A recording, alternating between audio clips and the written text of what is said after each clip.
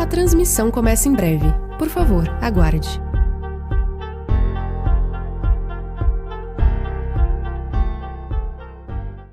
Seja bem-vindo ou bem-vinda a mais uma sessão do Congresso Acadêmico Unifesp 2023. Universidade na Reconstrução da Nação.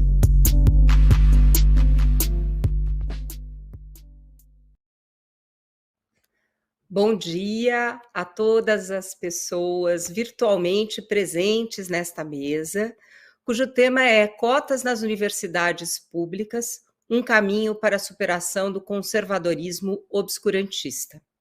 Inicialmente, para que todos possam ver, faço a minha audiodescrição. Eu sou a Maria Angélica Minhoto, uma mulher branca, tenho cabelos castanhos curtos, uso uma blusa preta e bege. Eu estou sentada numa poltrona, ao fundo há um quadro e uma estante com livros. Bem, o tema da mesa é uma referência à longa trajetória de lutas e reivindicações em favor das ações afirmativas e com destaque, claro, aos movimentos negros. E também é uma referência ao funesto período que a população do nosso país atravessou entre os anos de 2016 e 2022. No que diz respeito à educação, a impossibilidade de acesso, em especial às universidades de primeira linha, quase todas elas públicas, tem sido um dos maiores marcadores de classe e raça no nosso país. Até o final do século XX, somente 2% da população negra tinha acesso aos bancos universitários no Brasil. A partir de 2001, esse cenário começou a mudar. Cada universidade realizou um processo próprio de definição de critérios para a reserva de vagas de ingresso. Em 2012, foi aprovada a Lei 12.711, em que todas as instituições federais foram obrigadas a adotar as cotas para ingresso na universidade. Ainda hoje, essa importante política afirmativa não é uma unanimidade.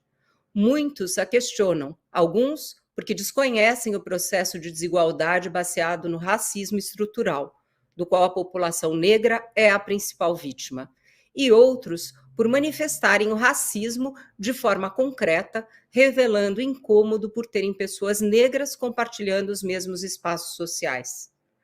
Para que a política alcance o seu objetivo, é preciso ampliar e horizontalizar o debate sobre o seu conteúdo, conhecer concretamente e divulgar os seus reais efeitos e monitorar atentamente as propostas de lei presentes nas casas legislativas que tenham o objetivo de modificá-la. Este é o sentido dessa mesa, proposta ao Congresso Acadêmico e à comunidade da Unifesp pela coordenação do Centro de Estudos Sou Ciência. E é com enorme respeito e consideração aos nossos convidados e às pessoas presentes nessa sessão que eu vou coordená-la. Para fazer este debate essencial, contamos com a presença assíncrona do senador Paulo Paim, que gentilmente nos encaminhou um vídeo por estar impossibilitado de participar aqui sincronamente. O senador Paim é uma referência na defesa de ações afirmativas para a população brasileira. Em 2012, exortando seus colegas de casa a votarem a favor da Lei 12.711, ele disse: "Este é o momento de uma grande construção coletiva. Eu quero fazer um apelo a todos os senadores. É uma questão de justiça, é uma questão de direito e de oportunidades iguais. Quando é que o filho de um operário, de um trabalhador, vai poder pagar professor e cursinho particular para cursar um pré-vestibular? Não tem condição. Somente os mais ricos é que têm condições de entrar nos espaços gratuitos das universidades. Não vamos mais protelar essa decisão", pediu ele. Além do senador, contamos também com a presença do professor emérito da Universidade de São Paulo, Kabengele Munanga, que certamente dispensa maiores apresentações de minha parte. Afirmo, professor, que a nossa Unifesp está muito agradecida pelo seu aceite em compartilhar conosco seus conhecimentos e a vasta sabedoria sobre essa importante política para o nosso país, além de muito orgulhosa por recebê-lo novamente em nossa casa. Destaco para os nossos ouvintes que, como enfoque temático, as pesquisas realizadas pelo professor recaem sobre racismo, políticas e discursos antirracistas, negritude, identidade negra versus identidade nacional, multiculturalismo e educação das relações étnico-raciais. Outra querida professora presente nesta potente mesa é Maria Nilza da Silva, professora titular de Sociologia da Universidade Estadual de Londrina. Entre outras funções, foi membro da Comissão Técnica Nacional de Diversidade para Assuntos Relacionados à Educação dos Afro-Brasileiros no MEC, foi coordenadora do Programa de Acesso, Apoio e Permanência ao Estudante da UEL, onde também coordenou o NEAB, foi consultora da Unesco sobre estudos africanos, afro-brasileiros e a imigração africana, em parceria com a Fundação Joaquim Nabuco, e foi conselheira do Conselho Estadual de Promoção da Igualdade Racial no Paraná. Desde agosto, Maria Nilza é pesquisadora desde agosto de 2022, ela é pesquisadora do Centro de Estudo Sou Ciência, o que nos dá muito prazer. Contamos também com a participação especial do professor Delton Aparecido Felipe, do Departamento de História e do Mestrado Profissional em Ensino de História da Universidade Estadual de Maringá. Entre outras funções, o professor foi conselheiro do Conselho Permanente de Direitos Humanos do Paraná, representante da região sul no consórcio dos NEABs, diretor de Relações Internacionais da ABPN, que é a Associação Brasileira de Pesquisadores e Pesquisadores Negros e Negras, onde hoje é secretário executivo e coordena o Observatório de Agência de Impacto de Cotas Raciais da ABPN, a GINCRA, e é editor executivo da revista da ABPN. Além disso, ele preside as comissões de heteroidentificação da UEM e também é pesquisador conosco aqui no Sou Ciência. Cada palestrante terá 15 minutos para sua exposição e vamos ter um debate ao final, e eu peço aos virtualmente presentes que deixem as suas perguntas no chat ao longo das exposições. Eu tenho certeza que essa será uma excelente manhã. Peço ao suporte, então, que dê início ao vídeo do senador Paim e, na sequência, teremos os professores Kabengele, Maria Nilza e Delton. Muito obrigado a todos e todas. Olá, amigos e amigas. É uma satisfação participar do Congresso da Universidade Federal de São Paulo, Unifesp, para tratar do tema Ações Afirmativas. Meus cumprimentos à iniciativa da universidade, em nome da professora titular de Sociologia do Departamento de Ciências Sociais da UEL, coordenadora do Laboratório de Estudos Afro-Brasileiros e Africanos. Maria Nilza da Silva, em seu nome, quero cumprimentar a todos e a todas envolvidos com esse importante evento. Falar de ações afirmativas é se debruçar na nossa história, diante do passado, para promover um futuro digno e igualitário para todos os brasileiros. Falar a verdade histórica que é deturpada nesse país. Meus amigos, é bom lembrar, no ano de 1950, a Índia tornou-se o primeiro país do mundo a implantar política de ações afirmativas, criminalizando a divisão de castas, que impossibilitava a ascensão social dos indianos. No Brasil, a Lei 10.639 de 2003, que garante o ensino da história e cultura afro-brasileira nos currículos da rede de ensino, foi uma das primeiras ações afirmativas adotadas no nosso Brasil. Nesse ano, a lei celebrou seus 20 anos, contudo, pouco mais de 25% dos municípios brasileiros adotam esta norma. Sabemos que muitas políticas raciais foram conquistadas com a luta dos movimentos negros. Eu me lembro aqui do Estatuto da Igualdade Racial, que surgiu a partir de uma ida minha pedir a libertação do Mandela na África do Sul. O Estatuto é uma bússola orientativa das políticas raciais. O Estatuto surgiu a partir da viagem que a Comissão do Congresso Nacional, representada pela deputada Benedita da Silva, pelo deputado Edmilson Valentim, pelo deputado Domingos Leonelis e os já falecidos deputado João Herman e Carlos Alberto Caó, de Oliveira e eu, como relatei na fala anterior, fizemos ao ir à África do Sul exigindo a libertação do Mandela. Foi um momento muito bonito, quando recebemos da mão do Winnie Mandela a Carta da Liberdade do povo sul-africano, contra o apartheid e liberdade de Mandela. O Estatuto inspirou políticas como as leis de cota nas universidades, no serviço público, a própria Convenção Interamericana contra o Racismo, a discriminação racial e formas correlatas de intolerância. Há mais de 20 matérias aprovadas no Senado, né?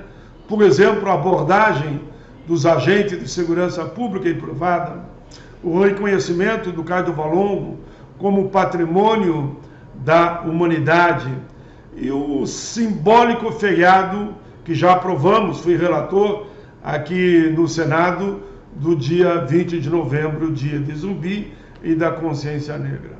Mais uma vez, parabenizo a Universidade Federal de São Paulo, a Unifesp, pela iniciativa e que um dia possamos visualizar nas estruturas de instituições como essa, seja na direção, no corpo docente e discente, todos os grupos raciais existentes no Brasil, pois enquanto houver racismo, não haverá democracia. Axé, tenho muito orgulho de ter construído, junto com o movimento negro, o Estatuto da Igualdade Racial.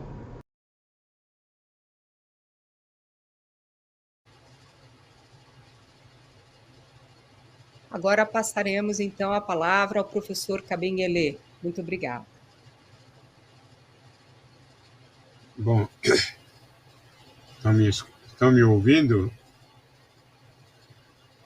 Tá, tudo bem. Então, bom dia, professor Maria Angélica, bom dia, Delton, bom dia, querida Maria Nilza, bom dia, deputado senador Paulo Paim, apesar de não estar conosco. Eu acho que é um grande momento. Nossas lutas são lutas que levam gerações. Não é amanhã ou hoje que a gente vai proclamar a vitória, porque isso aqui, a gente luta contra o racismo, que é um fenômeno muito complexo, muito difícil de erradicar. Mas, na minha experiência, no Brasil, eu acredito que uma das conquistas mais significativas nas duas últimas décadas na luta do movimento negro em defesa do seu direito civil na sociedade brasileira teria a ver com as políticas afirmativas para acesso ao ensino universitário superior em geral e também teria a ver com a promulgação da Lei 10.639/03, que tornou obrigatório o ensino da história da cultura africana, da história e da cultura negra no ensino fundamental, e teria também a ver com a criação da CEPIR, que era uma política de um governo e não do Estado. Nós sabemos que as primeiras experiências das políticas de ação afirmativa na modalidade de cotas se inicia no Brasil no ano de 2002 nas Universidades Estadual do Rio de Janeiro, UERJ, Universidade Sul-Fluminense e a Universidade do Estado da Bahia, UNEB. As duas primeiras universidades, a UERJ e a Universidade Sul-Fluminense, foram obrigadas pela Lei da Assembleia Legislativa do Estado do Rio de Janeiro, durante a administração do governador Antônio Garotinho, a adotar sistema de cotas com base em porcentagens definidos e determinados por essa lei, enquanto a terceira universidade, ou seja, a UNEB, partiu de uma iniciativa própria baseada nas decisões de seus órgãos internos e na autonomia universitária. Acredito que a decisão da UNEB deve ter influenciado e servido de exemplo para outras universidades públicas federais e estaduais, como a UNB, que foi a primeira universidade federal a implementar o sistema de cota em 2003. Quando a presidenta Dilma Rousseff sancionou a Lei 12.711/2012, a chamada Lei das Cotas para as universidades públicas federais, já havia mais de 100 universidades praticando o sistema de cotas, no exemplo da UNEB, sem amparo da lei. Com essa lei, a maioria das universidades federais que ainda não havia aderido ao sistema de cotas foram obrigadas a entrar no jogo. A UERJ, a Universidade Sul-Fluminense, a UNEB, completaram 20 anos de experiência de cotas, de política de cotas, no ano que findou. E nesse ano, a UNB completou também seus 20 anos dessas experiências. E as universidades federais que esperaram a lei têm apenas 10 anos de política de cotas, cuja vigência chegou ao término. Não estou dizendo nada de novo, mas apenas uma rememoração para nós situarmos.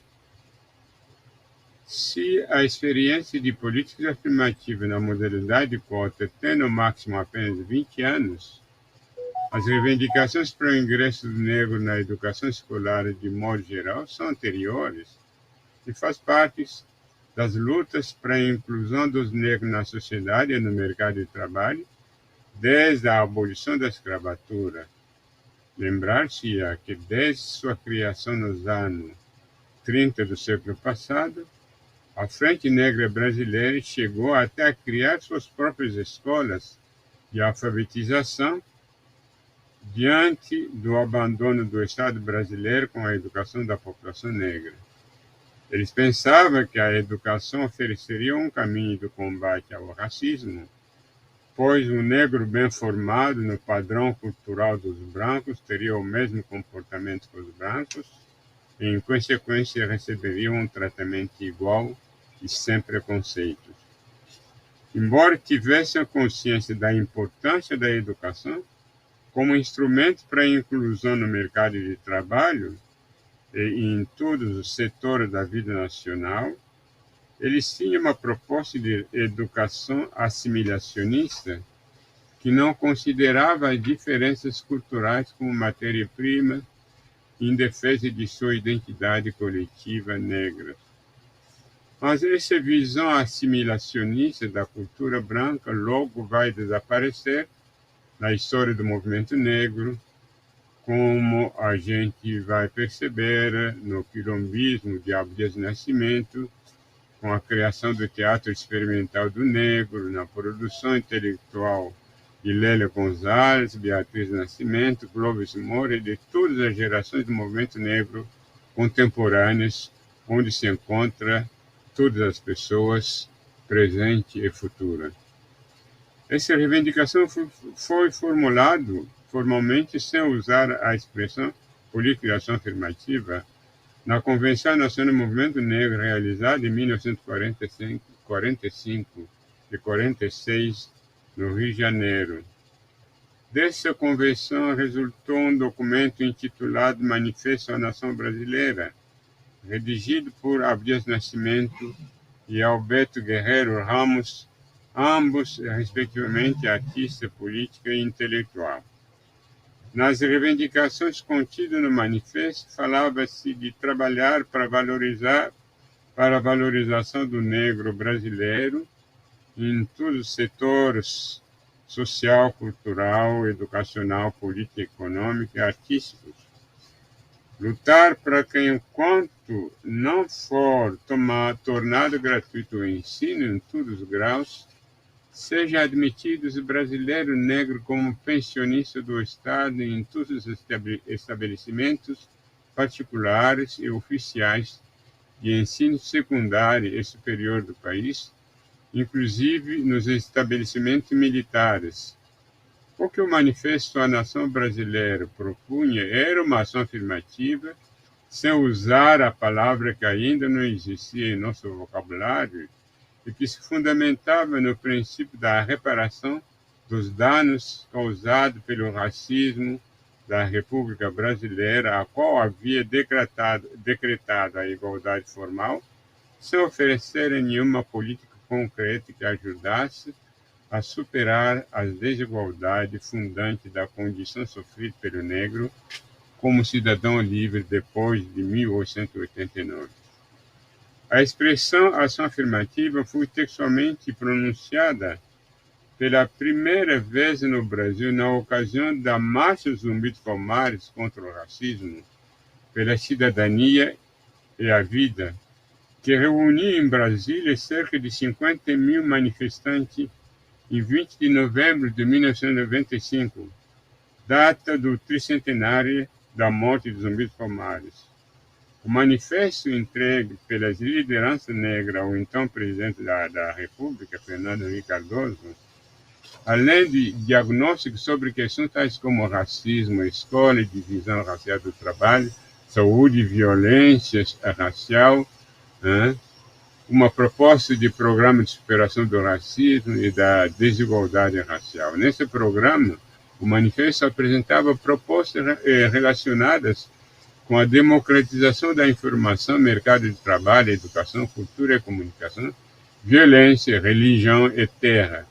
No tema educação, campo eleito no debate sobre ação afirmativa, lê-se as seguintes propostas: a recuperação, fortalecimento e ampliação da escola pública gratuita e de boa qualidade, implementação da Convenção sobre eliminação da discriminação racial no ensino, monitoramento dos livros didáticos, manuais escolares e programas educativos controlados pela União, desenvolvimento de programa permanente de treinamento de professores e educadores que os habilite a tratar adequadamente com a diversidade racial, identificar as práticas discriminatórias presentes na escola e o impacto dessas na evasão e repetência das crianças negras, desenvolvimento de programa educacional de emergência para a eliminação do alfabetismo, concessão de bolsa remunerado para adolescente negro de baixa renda para o acesso e conclusão do primeiro e segundo graus. Finalmente, desenvolvimento de ações afirmativas para o acesso dos negros aos cursos profissionalizantes, a universidades e às áreas de tecnologia de ponta. Vê-se que, pela primeira vez, a expressão ação afirmativa é codificado num documento de circulação pública. 5 anos se passaram entre a Marcha Zumbi dos Palmares e a terceira Conferência Mundial contra o Racismo, a Discriminação Racial, a Xenofobia e a Intolerância correlata, organizada pela ONU em Durban, África do Sul, em agosto e setembro de 2001. Através de um debate amplo internacional e interétnico que envolveu dezenas de ONG, membros da sociedade civil organizada e setor do governo, o Estado brasileiro, sempre sob a pressão do movimento negro, elaborou o Plano Nacional de Combate ao Racismo e à Intolerância, que foi denominado Carta do Rio, do qual foi retirado o relatório do Comitê Nacional para a preparação da participação brasileira na terceira Conferência Mundial das Nações Unidas contra o Racismo, Discriminação Racial, Xenofobia e Intolerância correlatas. Esse relatório de 52 páginas, sob a responsabilidade da Secretaria do Estado dos Direitos Humanos, continha, além da apresentação e introdução, um diagnóstico, medidas governamentais e propostas concernentes, como a comunidade negra, povos originários, ciganos, homossexuais, masculino, gay, lésbica, travesti e bissexuais, pessoas com deficiência, migrantes e comunidade judaica. Ao sair da Conferência Mundial da ONU em Durban, cuja declaração ao Brasil foi oficial, por um dos países signatários, a proposta de cota para a população negra, povos originários e outras minorias já fazia parte das propostas e medidas do Estado brasileiro, mas precisavam ser legalizadas por uma lei nacional, cujas tramitações levaram cerca de 10 anos para finalmente ser promulgada em 2012. A Lei 2611/2012, conhecida como Lei das Cotas. No entanto, no decorrer desses 10 anos de tramitação, mais de 100 universidades públicas já haviam adotado o sistema de cotas em diversas modalidades, sem esperar o amparo dessa lei. Mas essa adoção não foi uma questão tranquila, pois houve debates calorosos em todo o país que bipolarizaram os estudiosos de modo maniqueísta do bem e do mal, com pessoas contra cotistas e pró-cotistas, ambas com argumentos radicalmente opostos e paralelos, sem nenhum ponto de convergência. As razões de justificativa originalmente apresentadas contra as cotas quando começaram os debates em 2002 eram as seguintes, entre outras: dificuldade de definir quem é negro no Brasil, que poderia ser beneficiado pela cota por causa da mestiçagem; possibilidade de humilhação e diminuição do sujeito negro, que entraria na universidade por uma pequena porta segregada; possibilidade de eventuais conflitos raciais não conhecidos no Brasil graças ao ideal de democracia racial; inconstitucionalidades, mérito, qualidade e excelência, entre outros, que estariam ameaçados pelo acesso fora do sistema de vestibular, considerado como justo e democrático. Essas razões justificativas apresentadas como obstáculo a uma política afirmativa na modalidade de cotas não resistiram a uma análise serena dos pró-cotistas, e outros foram desmentidos pela experiência de 10 anos das universidades que adotaram o sistema de cotas. No entanto, o mérito, a qualidade e a excelência continuaram a ser defendidos pelos dirigentes das universidades estaduais paulistas, Unesp, Unicamp, Unespes, e muitos de alguns colegas professores e estudantes beneficiados pelo sistema de vestibular. Todavia, tocaria também no outro aspecto polêmico, ou seja, na questão da cota dita social, que consideraria apenas a situação socioeconômica de estudante, como se não fosse social a situação do negro e do povos indígenas, e como se não existisse a discriminação racial que faz deles duplamente vítima da exclusão socioeconômica e racial. Eu continuo a acreditar que a dita cota social não resolveria devidamente a questão da inclusão do negro na universidade pública por 2 motivos. Em primeiro, o abismo acumulado entre negro e branco, coletivamente falando, em matéria de educação superior, é chocante e assustador, de acordo com as estatísticas do IPEI e do IBGE. A gente lembra que em 2000, essas estatísticas apontavam que entre brasileiros que tinham diploma universitário, 97% eram brancos contra 1% de orientais e 2% de afrodescendentes, isto é, preto e pardo. Evidentemente, essas estatísticas estão mudando positivamente graças às políticas de ação afirmativas.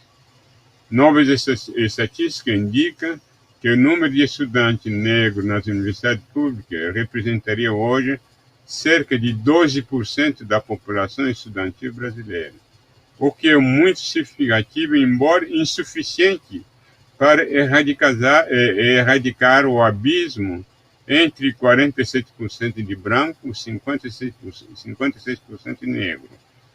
Para as pessoas que ainda consideram as reservas de vagas separadas para o ingresso de estudante negro e originário na universidade como uma discriminação contra branco pobre, eu lhes responderia que se trata de uma discriminação positiva que contribuiria na redução do abismo que as políticas ditas universalistas jamais resolveriam.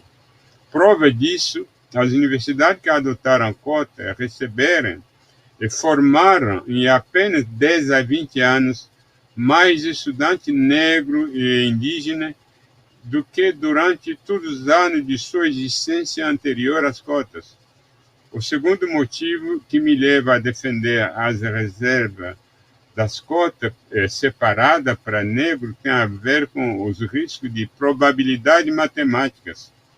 Por causa das taxas de evasão e abandono da escola fundamental e média do aluno negro comparativamente com brancos, são poucos os alunos negros que concluem o ensino médio e que concorrem ao vestibular, o Enem, com alunos brancos muito mais numerosos. As últimas estatísticas estão mostrando essas diferenças. Se oferecer as vagas indiscriminadamente entre um pequeno número de alunos negros e um grande número de alunos brancos, matematicamente os negros vão de novo sobrar.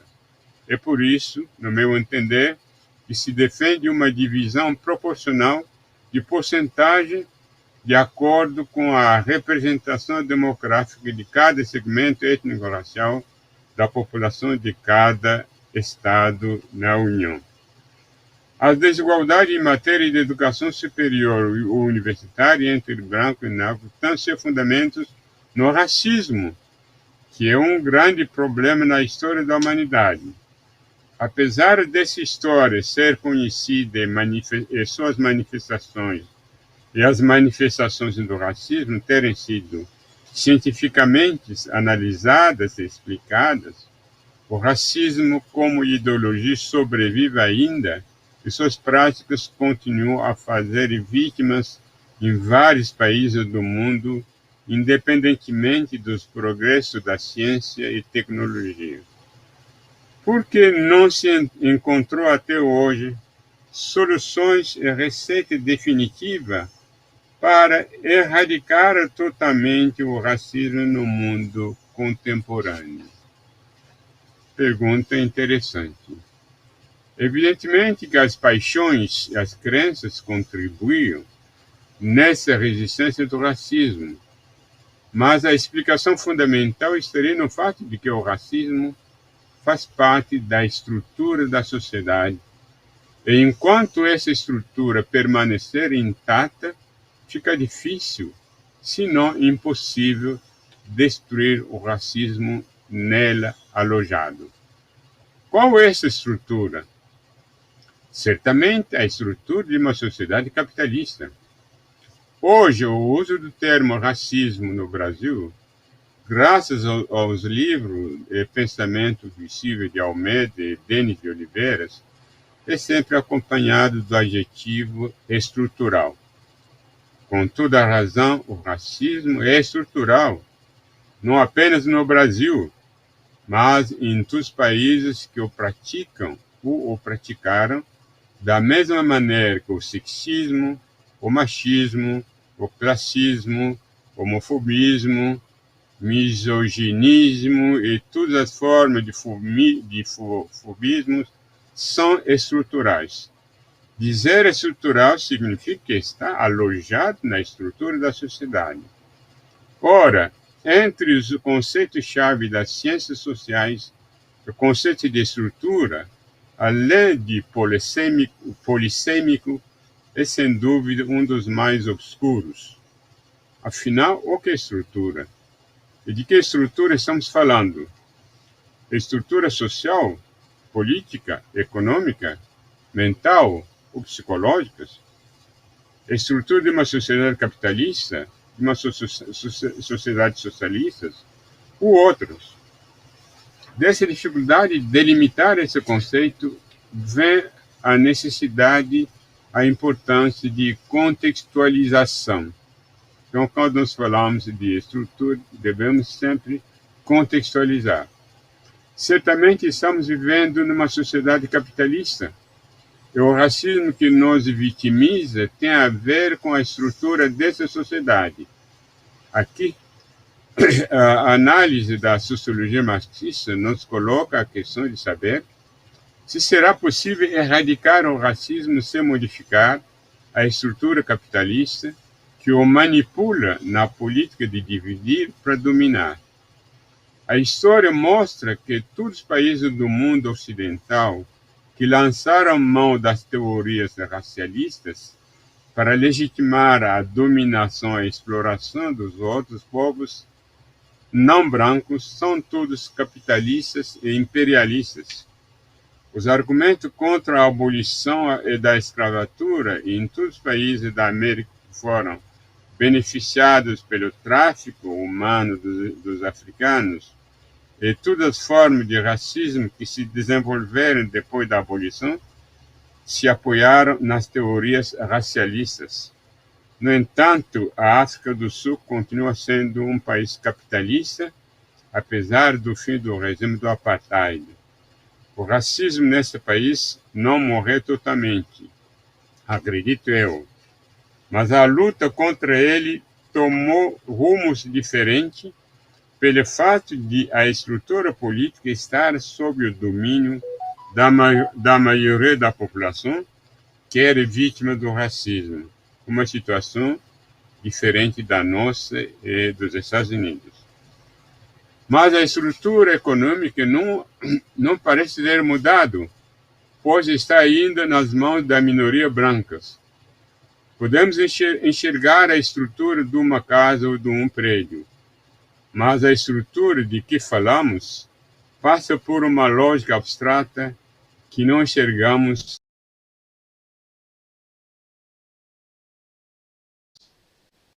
Que uma estrutura é um conjunto de elementos entre os quais existem relações interdependentes, de tal modo que qualquer modificação de um dos elementos provoca uma modificação de outros elementos e da totalidade.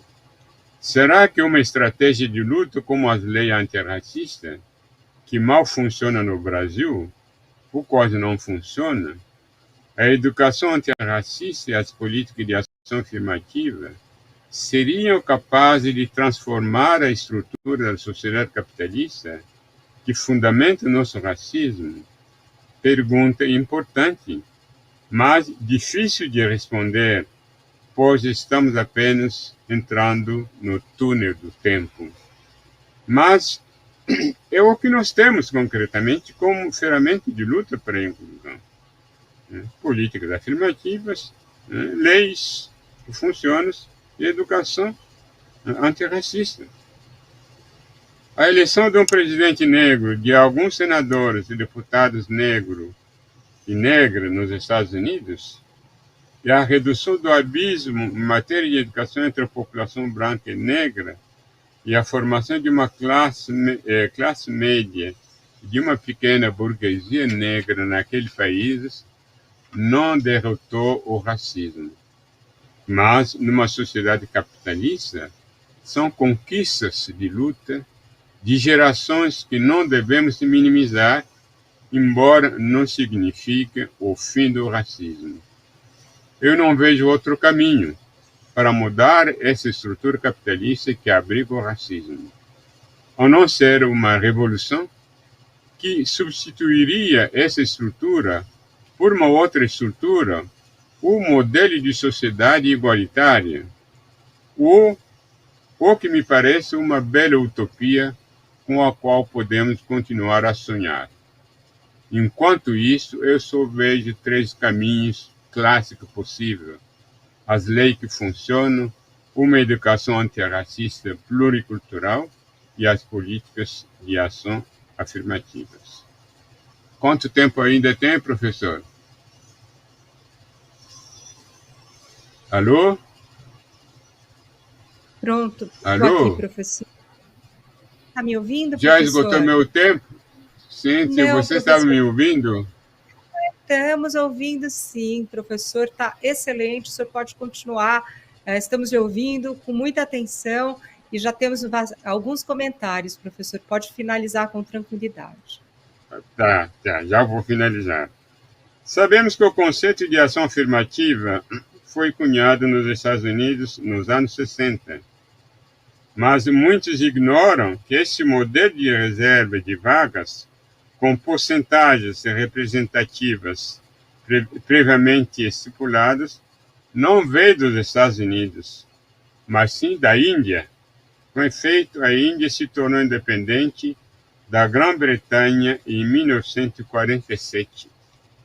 Em 1950, ou seja, 3 anos depois, adotou esse modelo de reserva de vaga em sua Constituição para garantir a inclusão dos Dalits, ou caças intocáveis, como chamavam os colonizadores ingleses, instituindo 13% de reserva de vaga nas escolas públicas e de todos os níveis, em todo o setor público da sociedade indiana, no executivo, legislativo, judiciário, entre outros, né? Sem segregação racial, como era antes, porque os Dalits são 3% da população indiana.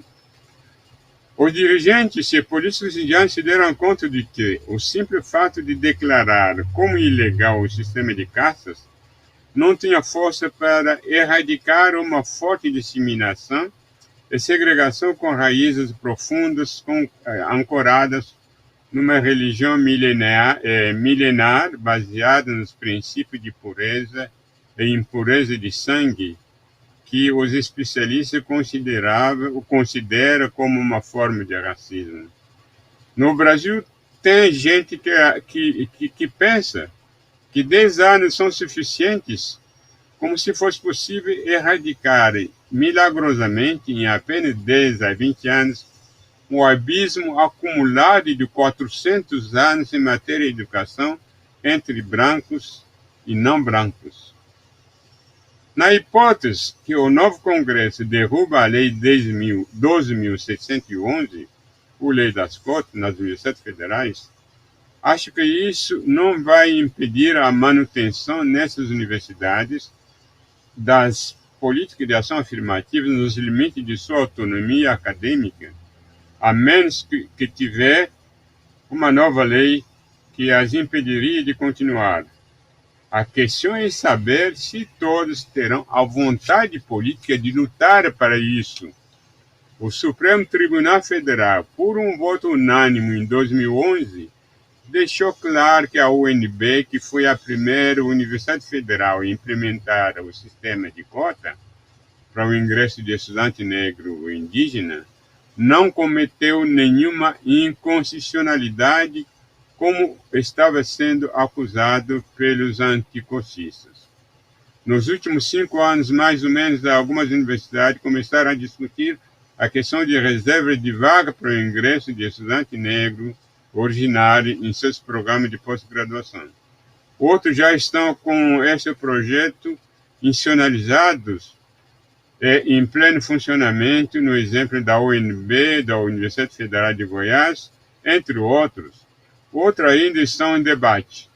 No espírito da Lei 12.990/2014, a reserva de vaga para negro e negra nos concursos públicos para contratação de docente já está em discussão em algumas universidades, mas eu não tenho claras informações sobre o seu funcionamento.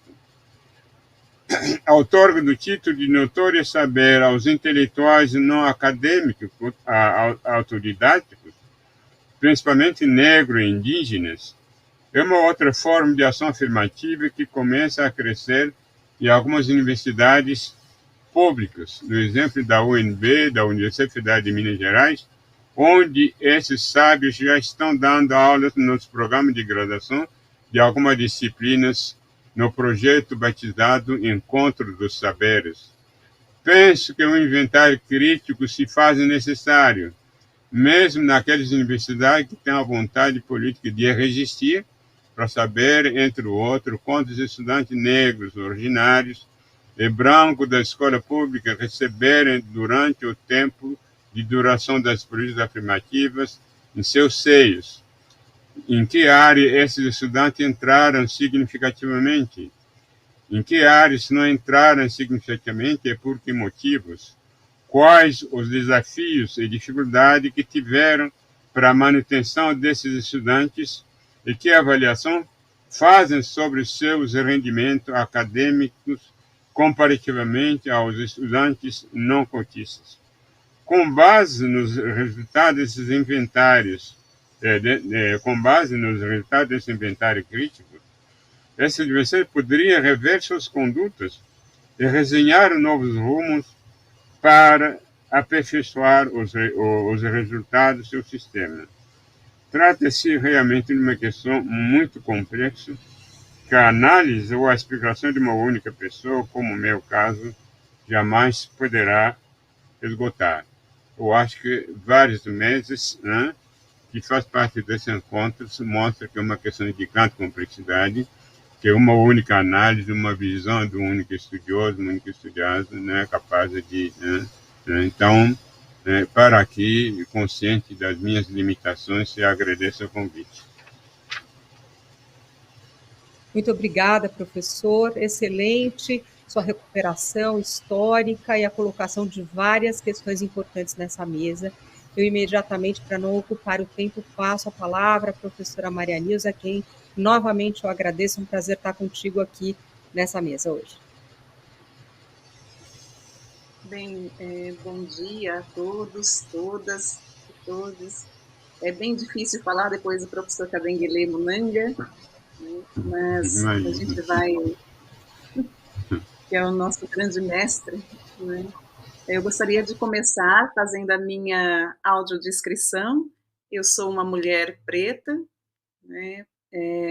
Tenho cabelos, estou usando nesse momento óculos, tenho cabelos crespos, até mais ou menos a altura do ombro. Estou com uma blusa cor de laranja e por cima um blazer marrom. Bem, eu gostaria de agradecer intensamente ao Congresso por ter aceitado a nossa mesa sobre ações afirmativas, né? Agradeço também a possibilidade de compartilhar com o professor Kabengele Munanga, nosso grande mestre, né? Eu fico emocionada só de falar, porque realmente ele é a nossa grande referência hoje no Brasil para as relações raciais, para o estudo da população negra, africana e também das ações afirmativas, como vocês puderam todos e todas constatar. E também o meu colega Delton, né, Delton Felipe, grande lutador, também presente na ABPN, Associação Brasileira de Pesquisadores Negros. Agradeço também a professora Maria Angélica, que é minha supervisora de pós-doutoramento no âmbito do programa de pós-graduação em educação, né, na Unifesp, e também no âmbito do Sou Ciência, né? Então, estamos trabalhando juntos nesse momento com as universidades estaduais, né? Bem, depois dessa introdução, dessa belíssima conferência do professor Kabengele Munanga, eu vou falar um pouquinho sobre a realidade das universidades estaduais. Então, as estaduais, elas foram pioneiras na adoção das ações afirmativas para a população negra, em especial em relação à reserva de vagas, né? As primeiras foram, conforme o professor Kabengele mencionou, as estaduais do Rio de Janeiro, que implementaram as ações afirmativas a partir de 2001. E além dessas universidades, além dessas do Rio, algumas foram protagonistas nesse processo. Sobretudo, eu gostaria de destacar a Universidade do Estado da Bahia, a UNEB, que foi pioneira já em 2003, né, implantou a reserva de vagas para estudantes de escola pública, para a população negra, e é importante a gente registrar que foi a primeira universidade que, quando implantou as cotas para graduação, implantou também para pós-graduação em todos os seus cursos. Temos também a realidade da Universidade Estadual do Mato Grosso, a UEMS, que implantou cotas em 2003 para a população negra, e, no nosso caso, a Universidade Estadual de Londrina, que implantou em 2004. Então, é importante lembrarmos que algumas universidades federais foram também nesse contexto de vanguarda e de início das ações afirmativas, conforme o professor Kabengele mencionou, antes da lei de cotas, nós chegamos a mais de 100 universidades a terem ações afirmativas, antes da lei 12.711. É importante destacar o papel da Universidade de Brasília, né, e também da Universidade Federal do Paraná, que implantou cotas no mesmo momento que a UEL, em 2004. Mas, como eu estava falando, em relação às estaduais, em especial aquelas que contaram com a militância e o apoio do movimento negro, ou também de uma comunidade bastante forte, né, foram pioneiras e caminharam praticamente juntas com as instituições federais, né, que implantaram as ações afirmativas no início do século XXI. Agora, as instituições federais tiveram esse grande impulso, que foi a Lei 12.711. Entretanto, as universidades estaduais, se elas foram universidades de vanguarda, estiveram juntas com as primeiras, a maioria ficou agora pelo caminho. Então, enquanto a lei federal impulsionou todas as instituições federais a implantarem as cotas, isso não ocorreu com as estaduais, especialmente por causa da autonomia constitucional de cada estado. Então, as ações afirmativas, desculpe-me, as ações afirmativas nos estados do Brasil dependem de inúmeros fatores, né? Mas, sobretudo, do governo local para impulsionar ou não essas ações afirmativas. E diante de uma realidade de exclusão que é secular, conforme bem mencionou o professor Kabengele, são raras as instituições estaduais de ensino superior que avançaram no processo de implantação das ações afirmativas nos estados brasileiros, né? E é isso que Maria Angélica e eu, juntamente no Centro de Estudos Sociedade, Universidade e Ciência, que é o Sou Ciência da Unifesp, estamos pesquisando como é que está funcionando as ações afirmativas nas instituições estaduais. Então, eu gostaria agora de pedir o apoio do Rodrigo para apresentarmos alguns dados produzidos pela minha colega Maria Angélica, né, e por nós do Sou Ciência. Então, eu gostaria de pedir ao Rodrigo que apresentasse o PowerPoint. Obrigada, Rodrigo. Então, aqui nós vemos que esses dados são do Censo da Educação Superior, né? Aqui nós temos presente todas as ações afirmativas, também as cotas para escola pública. Então, nós vemos que em 2009 havia um pequeno número, né? As instituições federais, elas reservavam do seu total de vagas em torno de 20.113 vagas para as ações afirmativas. Elas têm um crescimento contínuo, especialmente aqui a partir de 2014, 13, 14, sob a influência já da lei, não é? Chegando a reservar do total de vagas das federais 137.621, ou seja, as federais passam de 20.113 para 137.621 vagas reservadas, né? Agora, isso cotas no total, né? Gostaria que passasse, Rodrigo, o próximo slide. Então, a gente nota que se as ações afirmativas das federais elas estavam presentes em 2009, um total de quase 8%, 7,9%, as ações afirmativas em 2019, nas federais, representam um total de 38% das vagas, do total de suas vagas, representavam em 2019, né? Então, tem um crescimento exatamente por causa da legislação. Pode passar, por favor? Agora vemos a realidade nas instituições estaduais, não é? Então, a gente nota que em 2011, por exemplo, as estaduais, segundo o Censo da Educação Superior, reservavam do total de suas vagas 18.643 vagas, né? Mas, ao contrário das federais, mantém esse número ou então, às vezes, chega a diminuir. Por exemplo, em 2019, né, os dados de 2019, que são os dados mais consolidados, mostram que as ações afirmativas, as vagas reservadas, tanto para negros quanto para a escola pública, representavam 24.126. Então, de 2011 até 2019, houve um aumento apenas de 5%, em torno de 5%. Pode passar, por favor, Rodrigo?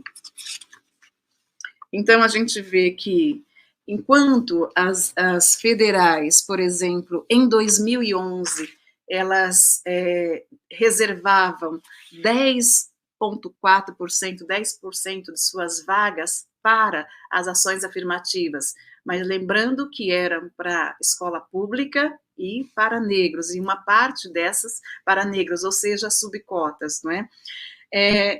No mesmo ano, em 2011, as vagas, as estaduais reservavam 13% do total de suas vagas, 13,2% do total de suas vagas, né? Só que, no decorrer dos anos, inclusive, houve um aumento, por exemplo, em 2015, a gente nota que em 2015, que as estaduais chegaram a reservar 22,5% das suas vagas para as ações afirmativas. É bom a gente destacar que muitas vezes eles reservavam vagas apenas para as chamadas cotas sociais, como bem criticou esse termo o professor Kabengele, mas não reservavam para a população negra. Então, nesse ano de 2015, enquanto que as estaduais reservavam 22,5%, as federais já passaram a reservar 31,5%, 31,5%, né? Então, as estaduais até 2019, em 2019, os dados mostram que elas pouco avançaram, em 2019 reservavam 18,5%. Então, a gente percebe que sem a lei federal, nós não teríamos caminhado como caminhamos até esse momento. Então, a gente precisa estudar de forma um pouco mais profunda a realidade das estaduais, sobretudo porque elas representam, hoje são em torno de 40 universidades estaduais, mas temos também quase uma centena de faculdades estaduais, ou seja, grande parte dos estudantes do ensino superior estão hoje nas estaduais. Então, é fundamental que a gente também avalie e questione o porquê que não avançou as estaduais como as federais. Gostaria, então, de mencionar um pouco que a realidade também do estado do Paraná. O Paraná, se você puder, Rodrigo, as universidades do Paraná, o Paraná é o estado que mais tem universidade, não é? Com 7 universidades estaduais, mas cada universidade tem uma realidade, cada universidade apresenta um contexto. Isso se mostra também em relação às ações afirmativas. Por exemplo, a primeira universidade estadual do Paraná a implantar as ações afirmativas foi exatamente a Universidade Estadual de Londrina, que é a minha universidade, e ela contou, sobretudo, com um movimento negro extremamente organizado, muito bem organizado, e com uma liderança negra muito forte, que foi a dona Vilma Ayamukumbi, que o professor Kabengele conheceu, e que foi assassinada em 2013, né? Então, a dona Vilma, juntamente com o movimento negro, demandou ações afirmativas e não só fez a demanda, ela acompanhou, esteve presente no Conselho Universitário, que implantou as ações afirmativas em 2004, né? E a UEL, naquele momento, reservou 40% das suas vagas para as escolas públicas, né? Contudo, e até metade das vagas eram destinadas para a população negra.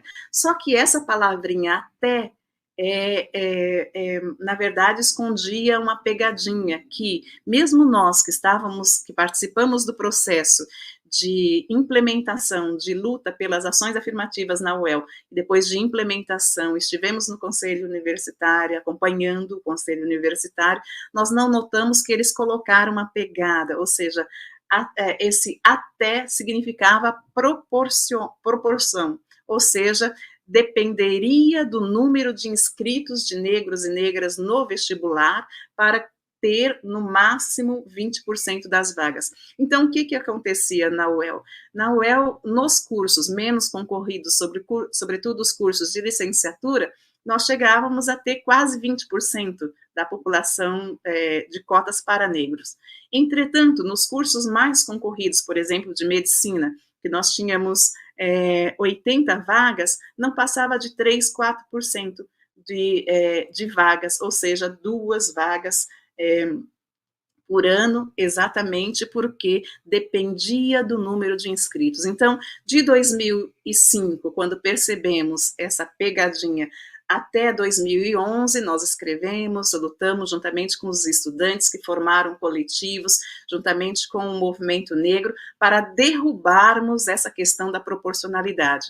Então, em 2011, houve a derrubada, houve a primeira avaliação, houve a derrubada dessa questão de proporcionalidade, e a partir de 2011 a UEL começou a reservar efetivamente 20% das suas vagas em todos os cursos para a população negra, e assim é até hoje. Durante esse processo, é importante a gente destacar que nós contamos com o apoio do movimento negro, mas, sobretudo, de vários intelectuais. Gostaria de lembrar que o professor Kabengele mesmo esteve presente na Universidade Estadual de Londrina em muitos momentos, o professor José Jorge de Carvalho também, o professor Marcelo Trachtenberg, quando durante o período do Zulu Araújo, na Fundação Palmares. Então, vários intelectuais da ABPN, do movimento negro, estiveram presentes. Então, a UEL, hoje, ela reserva, a gente percebe que, por causa dessa mobilização, ela tem uma reserva de vaga mais estruturada.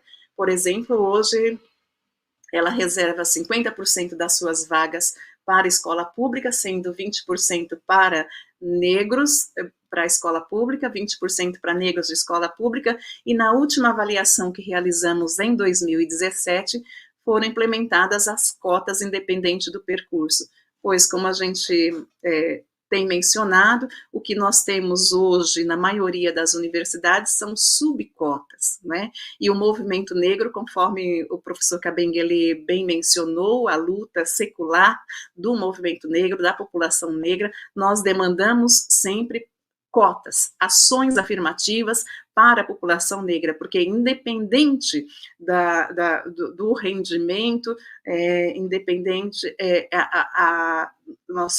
as ações afirmativas vêm exatamente para corrigir essa desvantagem por causa da questão negra, por causa do racismo, né? Por causa do racismo existente no Brasil, que gera inúmeras desigualdades em todos os âmbitos sociais e, sobretudo, na educação e no nível superior. Então, nós contamos, é bom destacar que em 2017 nós contamos com o apoio do Marcelo Trachtenberg, também do professor José Jorge, de outros intelectuais, e conseguimos implantar as cotas para pessoas independentes do percurso, negros independentes do percurso, 5%, né? E depois também tivemos uma lei estadual, que é a lei de 2020, 5% para pessoas físicas, pessoas com deficiência, né? Então, porém, essa realidade é diversa em cada uma das 7 estaduais. né? E, por exemplo, a Universidade Estadual de Ponta Grossa, ela reserva 40% para universal ou ampla concorrência, 40% para escola pública, 10% para negros, apenas 10%, 5% para negros independentes do percurso e 5% para pessoas com deficiência. A Estadual de Maringá também é outra realidade, houve uma luta muito grande da comunidade, do núcleo de estudos afro-brasileiros de lá, né, o professor Delton, a professora Marivânia sempre lutaram muito. Em 2008, houve a adoção de ações afirmativas, mas somente para a escola pública, né? E com a mobilização se conseguiu que fossem implantadas cotas para a população negra. Então, hoje, a UEM reserva 55% de suas vagas para a universal, 20% para a escola pública, chamadas cotas sociais, né, e as cotas para a população negra, 15% apenas, né, e 5% para escola, para negros independente do percurso. Você pode passar, obrigada.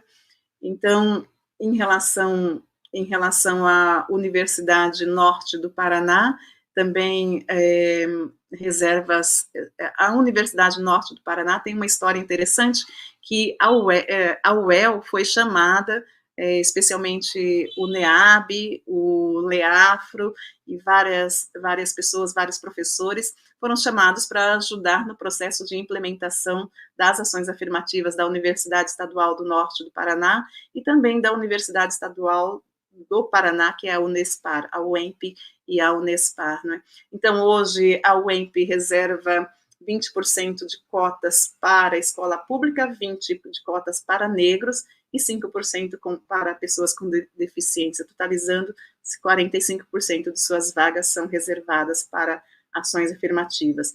Em relação ao Unespar, o início das cotas se deu em 2019, então a reserva é também de 50%, sendo 25% para a escola pública, 20% para negros e nada para negros independentes de percurso, 5% para pessoas com deficiência.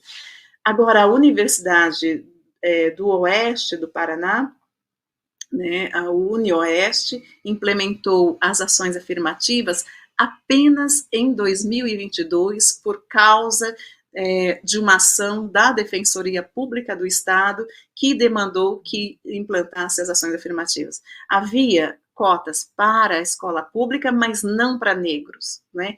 Então, esse ano de 2023 é o primeiro ano que a Unespar, a UniOeste tem cotas para a população negra. Então, as cotas são 50% para a escola pública, sendo 30% para a escola pública geral e 20% para negros também oriundos de escola pública, e 5% para pessoas com deficiência. Agora, para vocês terem uma ideia, em torno de nós temos, o ano que vem nós fazemos 20 anos das ações afirmativas na UEL, e a Unicentro, né, no centro-oeste do Paraná, ainda não implantou ações afirmativas para a população negra, nem para a escola pública.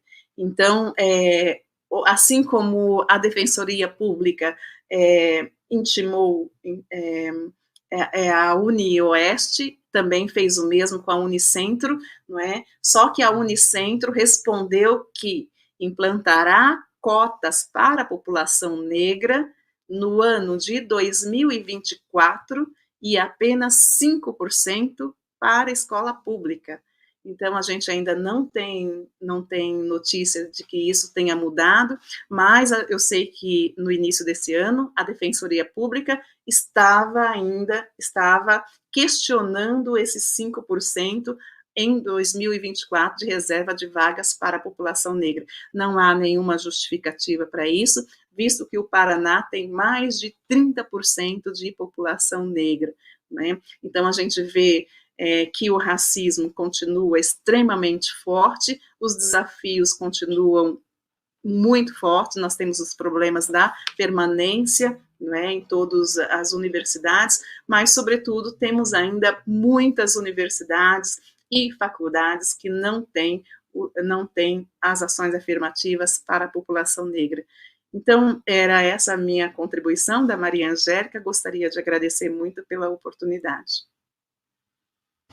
Eu é que agradeço, Maria Nilza, excelente exposição. Sem mais delongas, vou passar para o professor Delton, que também tem vários dados importantes para nos apresentar. Muito obrigada, professor, por estar aqui e por ter aceito o nosso convite. Eu que agradeço, Maria Angélica, agradeço ao convite.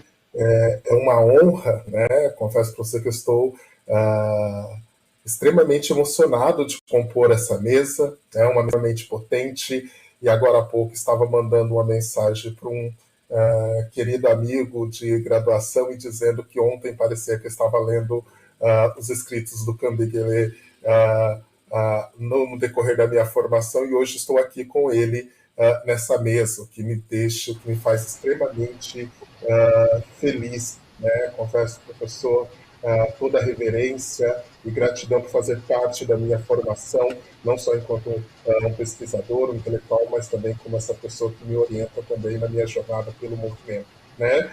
Também fico extremamente feliz de estar com Maria Nilza, né, que temos aprendido, estamos aqui numa luta árdua, principalmente porque nos dois estamos aqui no Paraná, instituições diferentes, mas vocês perceberam que não é muito fácil a discussão aqui, né? Se na UEL a gente tem 20 anos de cotas para pessoas negras, praticamente, né? Na UEM, que é a instituição que eu tenho, está indo para 3 a 4 anos agora, e muito das contribuições da UEL nesse percurso.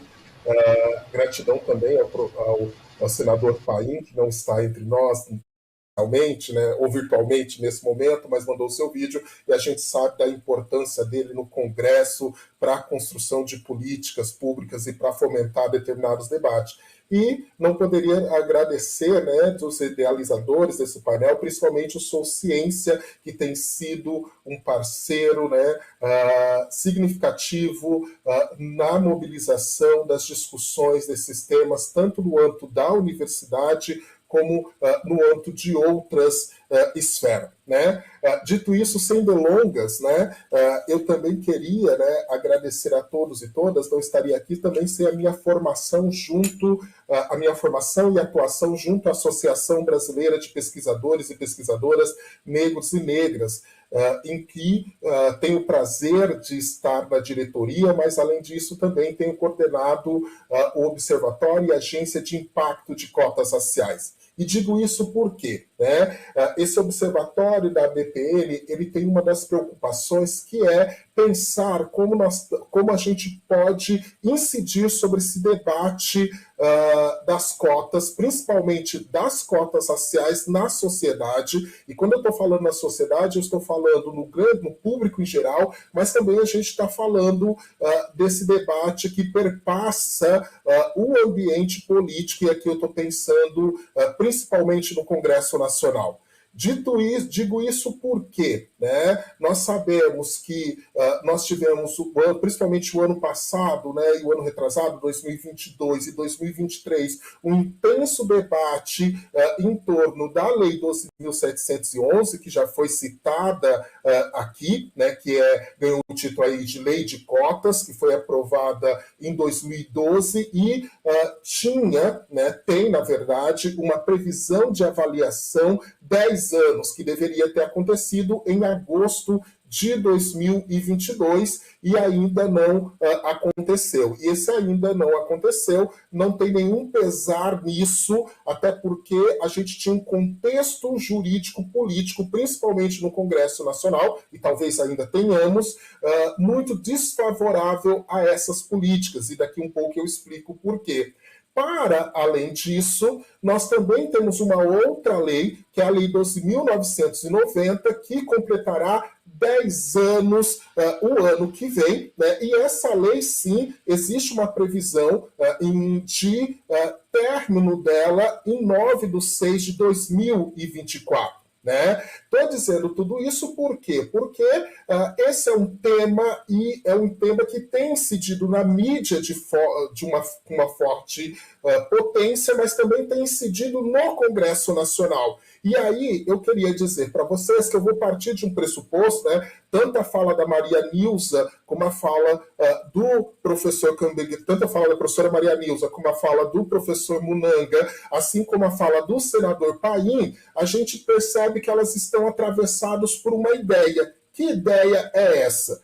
Quando nós falamos de ações afirmativas, em específico aqui, eu estou falando da lei de cotas, nós estamos falando também que essas ações afirmativas, elas propõem um projeto de país. Elas propõem, ou pelo menos repensar a forma de organização do nosso país.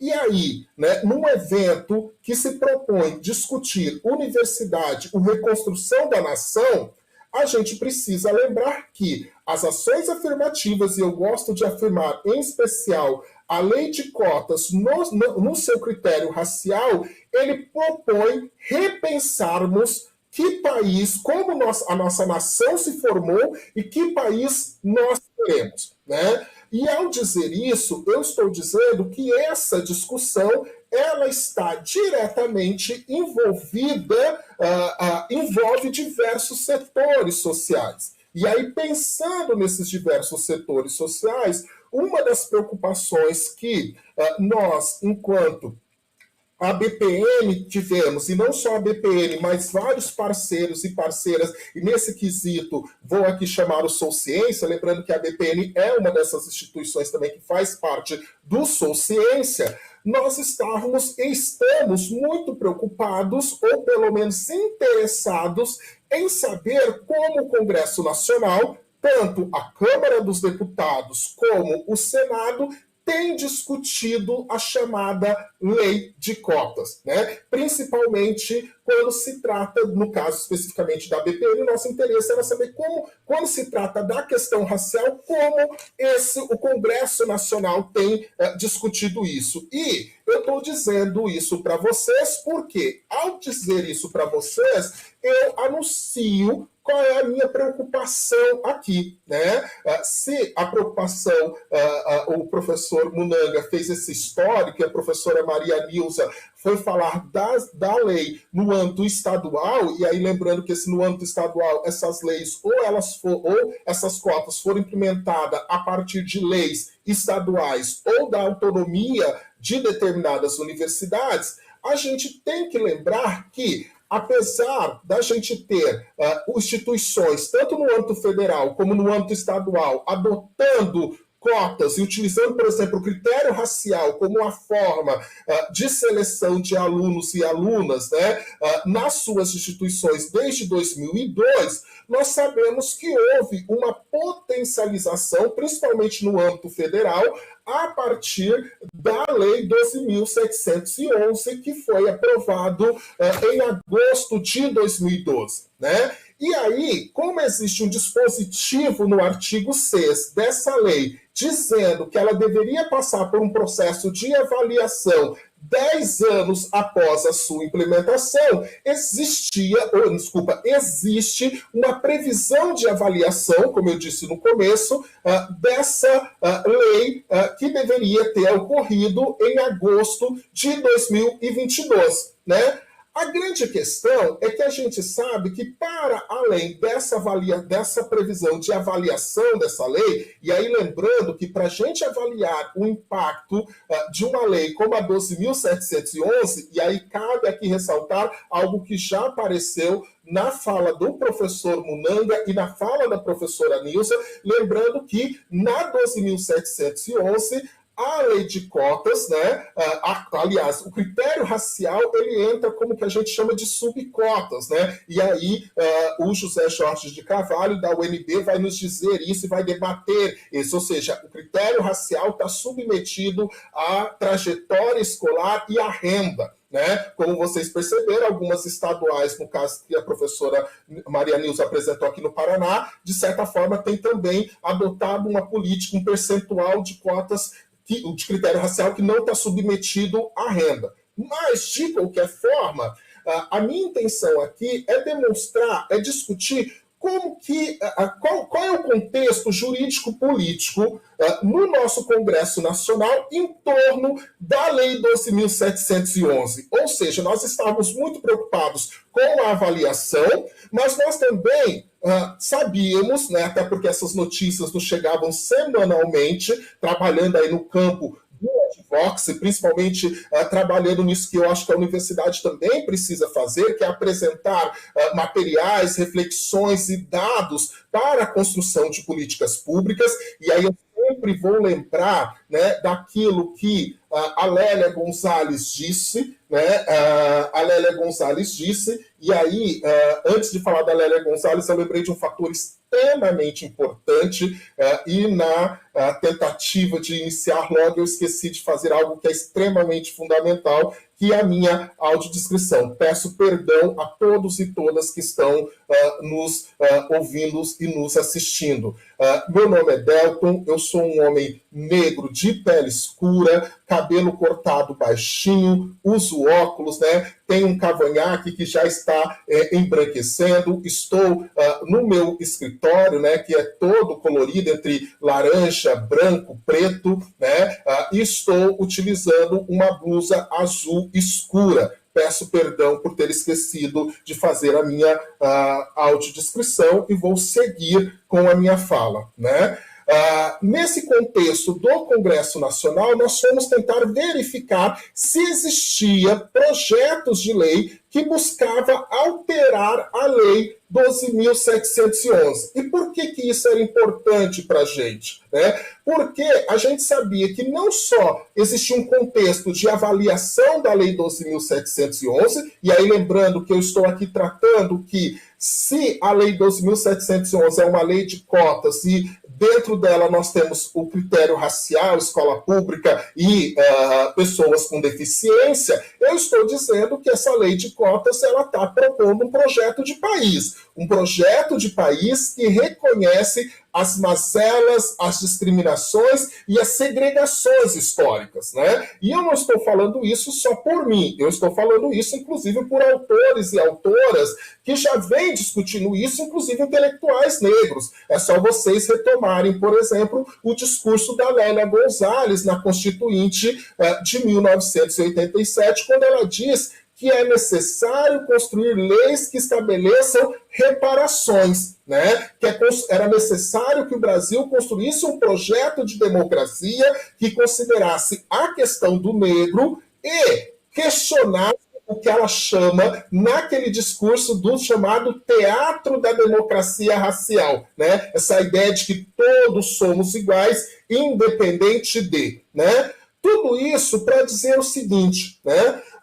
Hoje, e lembrando que esse mapeamento, esses dados que eu vou apresentar preliminarmente aqui para vocês, eles estão sendo qualificados. Brevemente, nós vamos divulgar de forma qualificada e sistematizada para o público que nos assiste, também para outros públicos, né? Para a mídia e para o Congresso Nacional, né?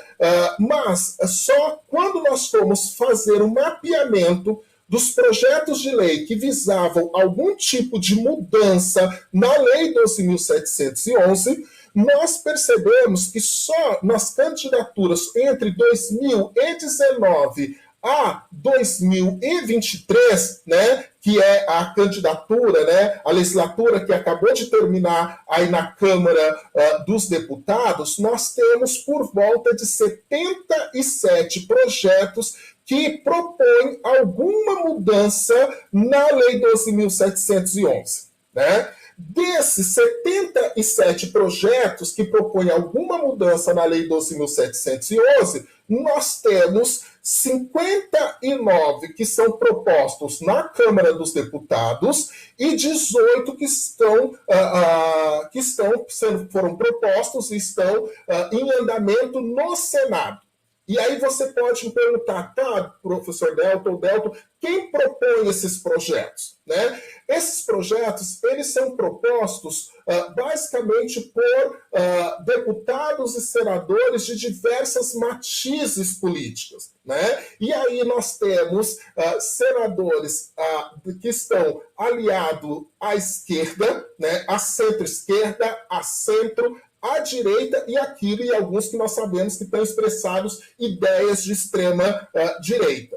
O que a gente precisa pensar aqui, que é assim, quando nós olhamos a maioria dos projetos que a gente classificou, né, a classificação prévia que a gente chama de projetos que amplia direito, e lembrando que nós acreditamos, e eu acredito a partir desses vários intelectuais que eu estou conversando junto, principalmente intelectuais negros e negras, né, que pensar num projeto de nação, né, ou pensar num momento de reconstrução da nação é pensar numa nação que a democracia esteja pautado na existência pública da diferença e que toda essa diferença ela possa exercer os seus direitos em igualdade, considerando o passado histórico. Ou seja, é preciso considerar que, historicamente, alguns grupos tiveram obstáculos para o exercício público do seu direito à igualdade. Né? Diante disso, né, nós vamos pensar o quê? A gente vai pegar esses 77 projetos e vamos, a partir do critério racial, lembrando sempre que eu estou falando a partir desse pesquisador que visivelmente, né, é um homem negro, se autodeclara como um homem negro, mas também a partir de um observatório que tem como intuito discutir o impacto das cotas raciais. Nós vamos pensar esses 77 projetos pelo menos em 3 categorias. Projeto que propõe a ampliação de direitos, projeto que propõe a restrição de direitos e projetos que discutem temas laterais. Né? Nessa perspectiva, dos 77 projetos, 59 deles na Câmara, 18 deles no Senado, nós vamos ter o quê? Nós vamos ter 29 projetos que propõem ampliação de direitos. O que significa isso? Significa projetos, por exemplo, como o projeto da deputada, que até então era deputada, a deputada Dorinha, que no seu projeto 10.612, ela fazia a proposta, né? E lembrando que a deputada Dorinha, na época, era do DEM, né? Ela fazia a proposta que os alunos que entrassem pelo sistema, pela 12.711, deveria já entrar com uma bolsa para gerar permanência. Nós sabemos que aqui ela está falando de permanência material, ou seja, esses alunos deveriam entrar com uma bolsa para ter condições de manter-se na universidade. Esse é um projeto que a gente coloca dentro do que a gente está chamando de ampliativo. Por quê? Porque as cotas, seja as cotas para a escola pública, né, ou cotas, que aqui eu estou chamando cotas para a população negra, ou cotas para a população negra indígena, nós não podemos pensar ela no seu critério somente acesso. É preciso pensar ela no seu critério acesso, permanência, e aí a permanência no seu elemento material e simbólico, e eu gosto sempre de colocar o critério sucesso, que é aquilo que o professor Candeguele estava dizendo. Nós precisamos saber onde esses alunos que entraram pelo sistema de cotas estão, o que eles estão fazendo. É preciso que as instituições saibam o que está acontecendo com esses egressos do sistema de cotas e saber se isso está gerando sucesso na sua trajetória de vida. Né? Agora, para além desses 29 projetos que estabelece o processo de ampliativo, e aqui, quando a gente está chamando de ampliação, nós estamos falando de estabelece políticas de permanência, ampliação da data de avaliação da lei 12.711, lembrando o contexto jurídico-político que a gente estava, já estou finalizando. E um outro elemento é também os projetos com critério restritivo. que nesse era a maioria. Nós temos 36 projetos com critério restritivo. Desses critérios restritivos, quero citar pelo menos um. O projeto da deputada federal Daiane Pimentel, professora Daiane Pimentel, e esse professor aqui estou colocando propositalmente, que ela propõe que o critério racial seja retirado da Lei 12.711.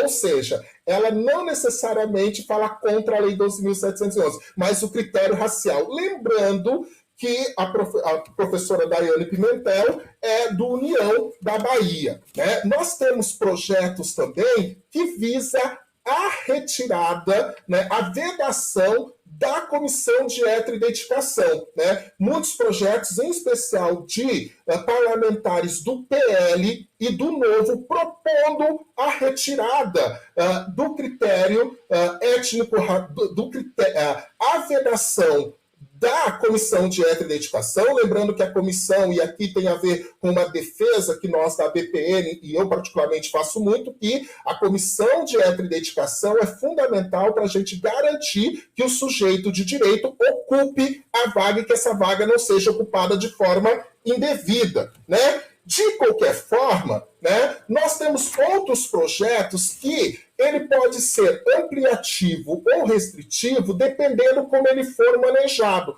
Por exemplo, um projeto que propunha que dentro dos 50% da chamada das vagas reservadas para 12.711, ampliasse o total, o percentual de vagas para pessoas com deficiência, ou seja, saísse de 5 e fosse para 10. Né? A pergunta é como que isso vai ser feito e de que grupo vai ser retirado esse percentual se ficar só dentro dos 50%. Um outro projeto também que, de certa forma, é um projeto que aparentemente ele parece inofensivo, porém fere o espírito da lei, é o projeto da então senadora Leila, que queria propor que atletas de alto rendimento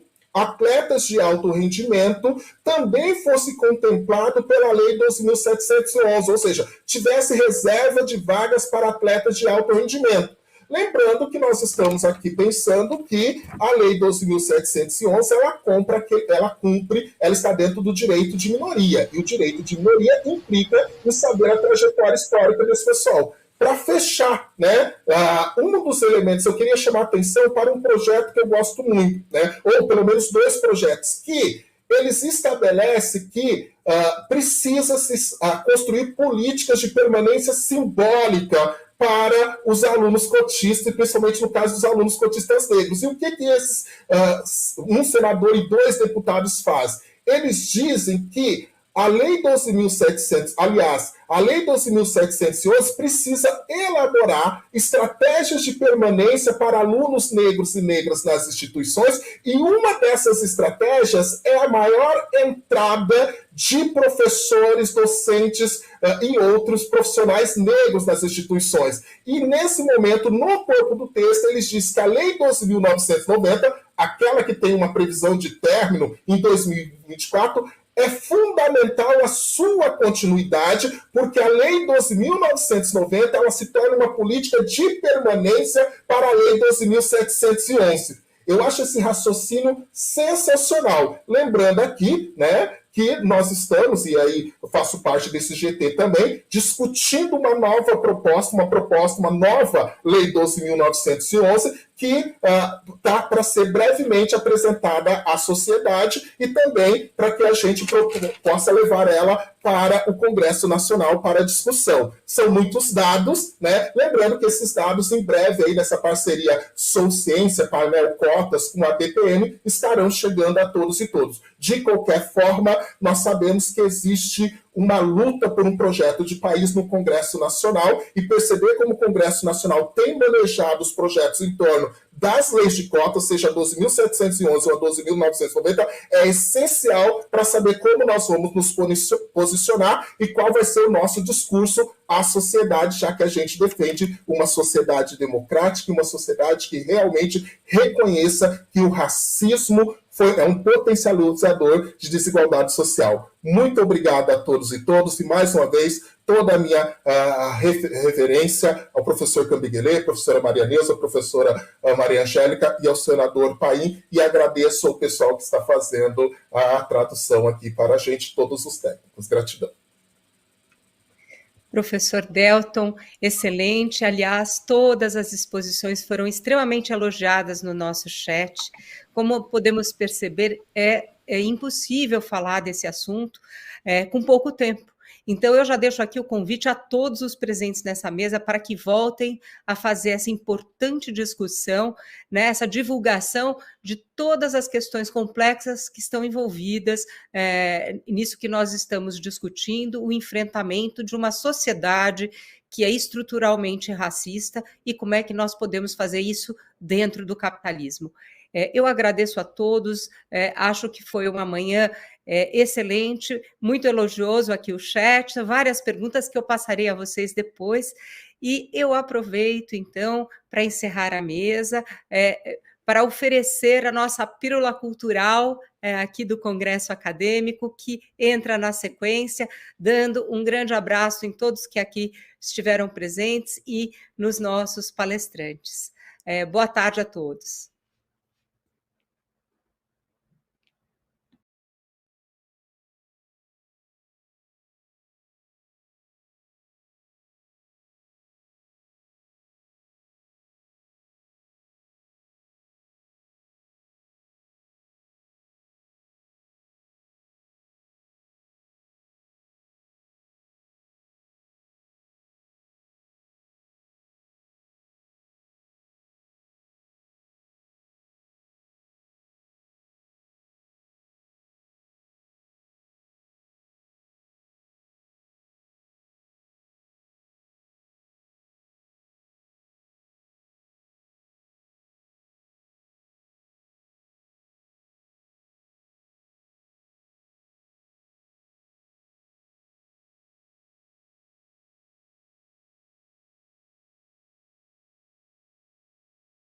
Obrigada por assistir a mais uma sessão do Congresso Acadêmico Unifesp 2023. Inscreva-se no canal e siga a Unifesp nas redes sociais.